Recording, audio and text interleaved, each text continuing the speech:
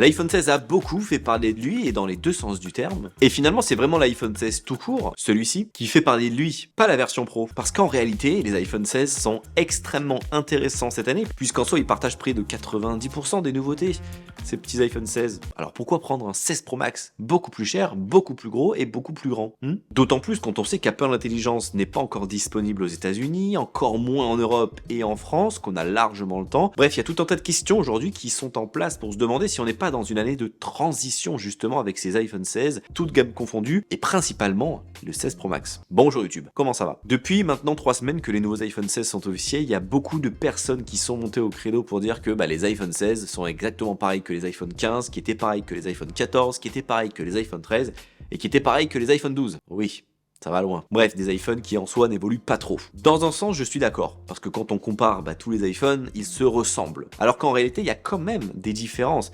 Il y a du ProMotion qui est arrivé, il y a Dynamic Island, il y a l'écran toujours allumé, il y a des meilleurs appareils photo, du mode nuit, du mode portrait, du mode cinématique, de la 4K 120. Bref, il y a beaucoup de changements quand même qui ont eu lieu ces 4 dernières années, qu'on ne le veuille ou qu'on ne le veuille pas. Mais comme on s'attend toujours à plus, on est toujours déçu. Et ça, c'est quand même un problème. Mais je trouve que le problème est à prendre autre part. On était habitué jusqu'à 2019 à ce qu'Apple propose un iPhone tous les 2 ans vraiment nouveau, avec un vrai chiffre, et tous les 2 ans un iPhone avec un S, qui était une petite évolution, mais qui avait la nouveauté, qui allait faire craquer et chavirer tous les cœurs. Les temps ont changé, pourquoi? Parce qu'aussi, on n'achète plus son téléphone avec une subvention de son opérateur, donc engagé pendant 2 ans. Donc finalement, ce cycle de 2 ans s'est vite transformé en cycle de 4 ans, si on regarde bien aujourd'hui, et quand on compte 4 ans, ça nous amène à 2020 et donc l'iPhone 12. Et il ne faut surtout pas oublier que ce n'est pas parce qu'un nouvel iPhone sort qu'il faille à chaque fois l'acheter. Mais avant de rentrer vraiment dans le vif du sujet, maintenant qu'on a posé les bases, petit moment sponsor. Oui, quand même, on va pas passer à côté. Et je vais vous parler de Rhino Shield. Comme d'habitude, vous le savez, ça fait 10 ans qu'on travaille ensemble, qui m'accompagne sur cette chaîne YouTube pour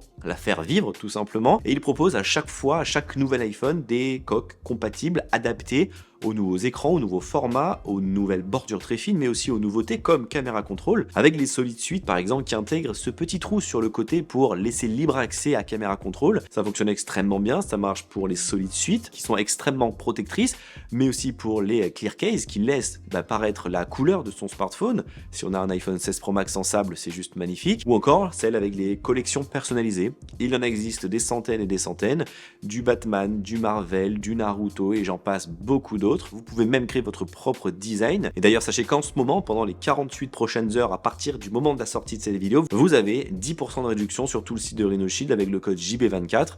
Habituellement, c'est 5%. Donc, si vous regardez cette vidéo un peu après, vous aurez 5%, mais profitez-en. C'est toujours bon à prendre pour protéger un smartphone qui vaut plus de 1000 € et éviter de le réparer parce que ça coûte quand même assez cher. Bref, n'hésitez pas, le lien dans la description de la vidéo. Merci encore à Rhino Shield pour l'accompagnement depuis 10 ans, ça fait plaisir. Et nous on reprend. Donc comme je le disais, c'est pas parce qu'un iPhone sort qu'il faille l'acheter, et bien ça se concrétise de plus en plus aujourd'hui, en 2024. Après quoi qu'on en dise, l'iPhone 16 Pro Max reste l'iPhone le plus abouti qu'Apple n'ait jamais sorti, peut-être l'iPhone le plus joli, le plus complet, le plus design et surtout qui fonctionne extrêmement bien. Ça fait 3 semaines que je l'utilise au quotidien et je n'ai pas du tout été déçu si je le prends en tant que tel. Mais quand je le compare à un iPhone 15 Pro Max, c'est clair que j'ai pas vraiment eu l'impression d'avoir changé de téléphone. Mais en même temps, qui va changer d'un 15 Pro Max à un 16 Pro Max? Pas grand monde. On a un écran plus grand déjà, 6,9 pouces contre 6,7 pouces. On a des bordures plus fines, mais bien plus fines et c'est assez bluffant. On a un nouveau châssis à l'intérieur qui est en aluminium pour mieux dissiper la chaleur et faire en sorte que le smartphone chauffe beaucoup moins, et c'est le cas. On a une nouvelle puce, la 18 Pro, qui est pour plus de puissance, plus de polyvalence, une meilleure efficience, donc une meilleure batterie, mais surtout pour Apple Intelligence. Et ça, on va en reparler parce que c'est un gros sujet quand même de ces iPhone 16. Plein de nouveautés photo et vidéo, de l'audio mix, des styles photographiques, de la 4K 120 images par seconde, un ultra grand angle 48 millions de pixels, un nouveau grand angle fusion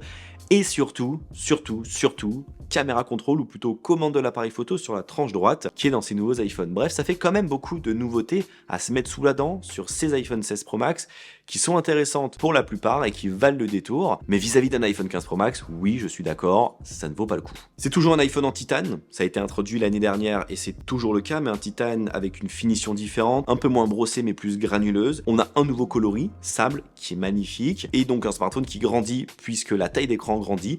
On passe de 6,7 à 6,9 pouces. C'est monumental, c'est l'un des plus grands smartphones aujourd'hui disponibles sur le marché. Si on aime les grands smartphones, c'est bien.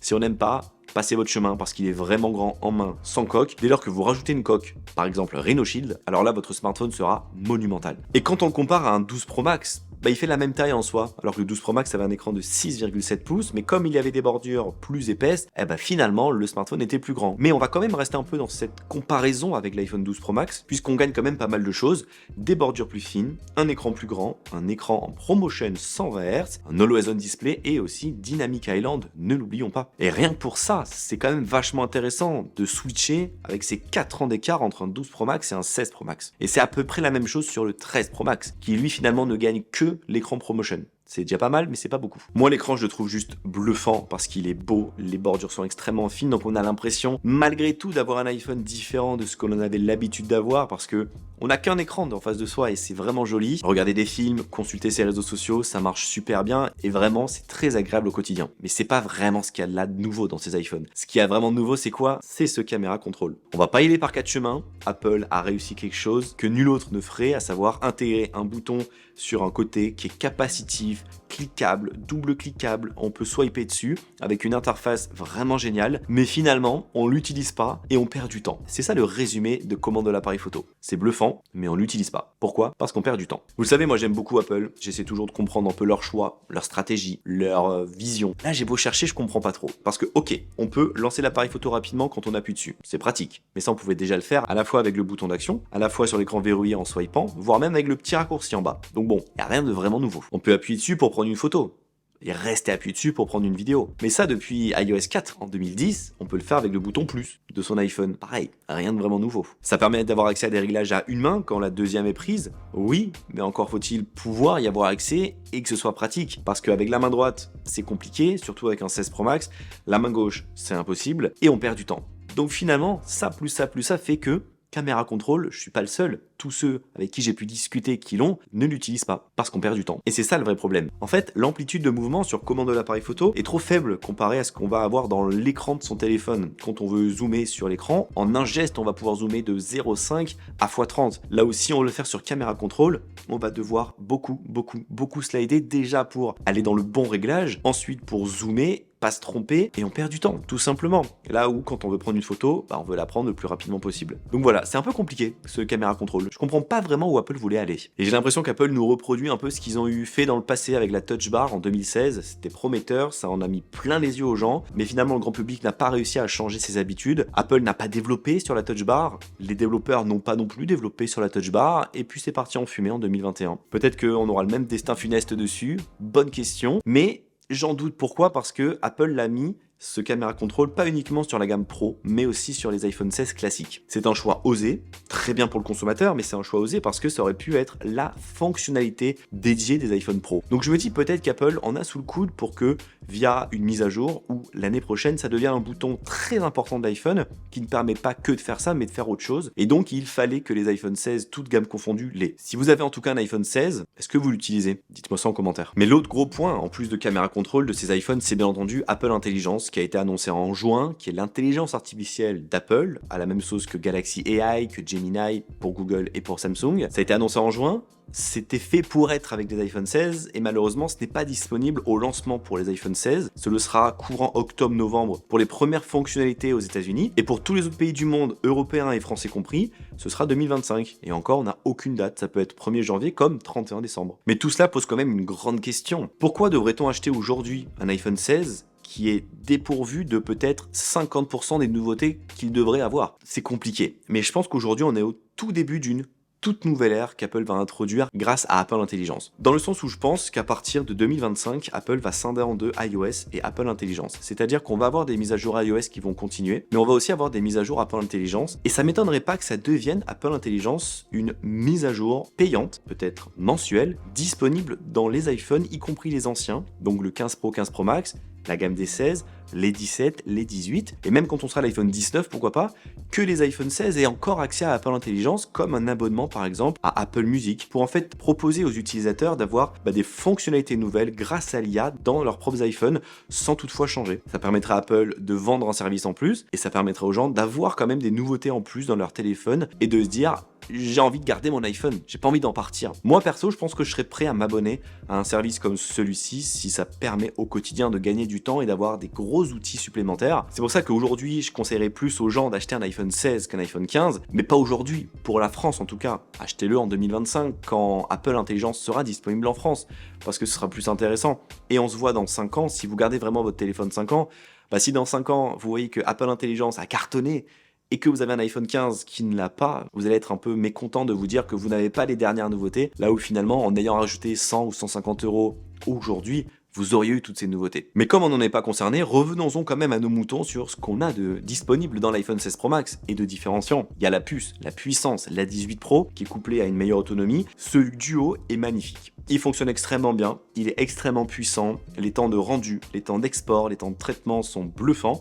Et le tout, avec une puce aussi efficiente, permet d'avoir une batterie monumentale. On tient largement la journée sans aucun problème, voire plus si affinité. Alors qu'on a un écran Always On Display, un écran 120 Hz, ProMotion, 6,9 pouces. L'autonomie de l'iPhone 16 Pro Max, d'ailleurs, a été élue par DxOMark la meilleure autonomie aujourd'hui sur un smartphone. Et la puissance, on le sait, est toujours là pour aussi la partie photo et vidéo. Et comme chaque année, sur la gamme Pro, en tout cas, Apple met toutes les nouveautés qu'il peut proposer sur une gamme professionnelle de ses iPhones, qui n'est pas tout le temps sur la gamme 16. Sauf que cette année, Apple a un peu changé son fusil d'épaule et a décidé de sortir beaucoup de nouveautés sur tous les iPhone 16, normaux mais pro aussi. Parce que par exemple, l'audio mix, les styles photographiques, le grand angle fusion, entre guillemets équivalent, et caméra control sont aussi sur les iPhone 16, alors que ça aurait pu totalement être une exclue à iPhone 16 Pro ou 16 Pro Max. Particulier ce petit choix. Mais pour en revenir au 16 Pro Max, on a un ultra grand angle de 48 millions de pixels, ça change, c'est nouveau, jusqu'à présent c'était 12 millions de pixels, il fonctionne extrêmement bien. Je vois pas personnellement la vraie différence avec du 12 millions de pixels. Je vous ai fait une vidéo comparative sur iPhone 15 Pro Max versus iPhone 16 Pro Max, n'hésitez pas à aller la voir, le lien est dans la description, si vous voulez vraiment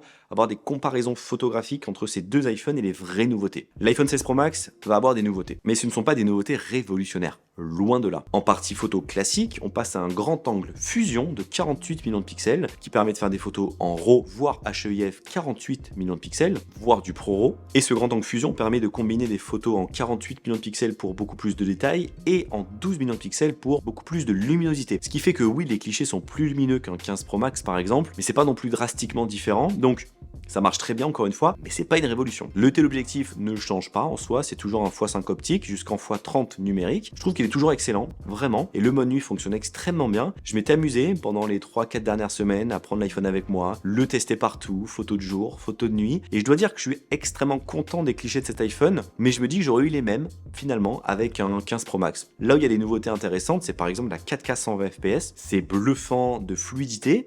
Encore faut-il pouvoir l'utiliser avec des bonnes conditions de lumière, mais aussi avoir du vrai stockage et pouvoir l'exporter et l'importer où on veut. Mais quoi qu'on en dise, avoir une telle possibilité de vidéo, c'est juste trop bien. Au-delà de ça, c'est aussi l'audio mix qui est génial, qui permet de vraiment recentrer la voix sur ce que l'on veut vraiment avoir une sorte de micro studio, éviter les échos, éviter les bruits ambiants. Demain c'est le grand jour, les iPhone 16 sortent, vous le savez, et je serai pour l'occasion à l'Apple Store des Champs-Élysées à 8h demain matin pour le lancement, comme ça on pourra se discuter, échanger, se rencontrer, faire ce que vous voulez. Ça marche vraiment trop bien et pour les stories Instagram c'est juste parfait, vraiment ça m'évite d'avoir un petit écho et on a l'impression que j'ai mis un micro cravate.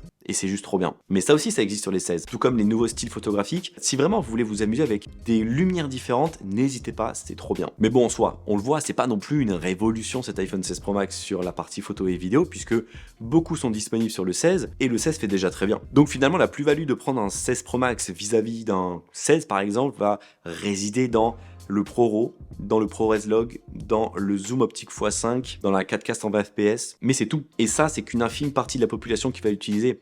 Ne me dites pas que les créateurs de contenu vont vraiment l'utiliser, je suis pas sûr. On filme tous en 4K, 60 fps, on fait tous des photos en 12 millions de pixels, voire 24. Et ça finalement, l'iPhone 16 le fait très très bien. Si on s'arrête là, les vraies différences entre une gamme normale et une gamme pro sont l'écran qui n'est pas en 100 Hz sur une gamme normale, mais aussi le zoom optique qui est absent, puisqu'on a juste un zoom équivalent optique x2. Mais ce sont à peu près les seules différences. Si vous avez un iPhone Pro depuis des années, partez sur un Pro 16, parce que vous aurez vraiment l'équivalent en beaucoup mieux. Mais si vous aviez un iPhone non pro, Partez sur un 16 classique parce que vous ne verrez pas la différence de cet écran non promotion et vous allez tellement y gagner au change et surtout votre banquier sera content. Je pense qu'en soi c'est une excellente cuvée ces iPhone 16 quoi qu'on en dise cette année et le 16 Pro Max, moi j'en suis extrêmement content et ravi, vraiment. Mais juste, ne l'achetez pas si vous avez un 15 ou un 14. Commencez à réfléchir si vous avez un 13, voire un 12 et avant bien entendu. Si vous avez un iPhone Edge, foncez. Il n'y a aucun problème. 1479 € c'est un budget, mais ça démarre en 256 Go, un peu plus que les 128 qui sont eux proposés sur le 16 Pro. On se retrouve dans les autres tests qui vont arriver, 16, 16 Plus et 16 Pro sur ma chaîne YouTube. Si vous avez la moindre question, n'hésitez pas. Gros pouce bleu dans la barre des pouces bleus, de la couleur de cet iPhone, Outre-mer. Prenez soin de vous, à très vite, bye bye.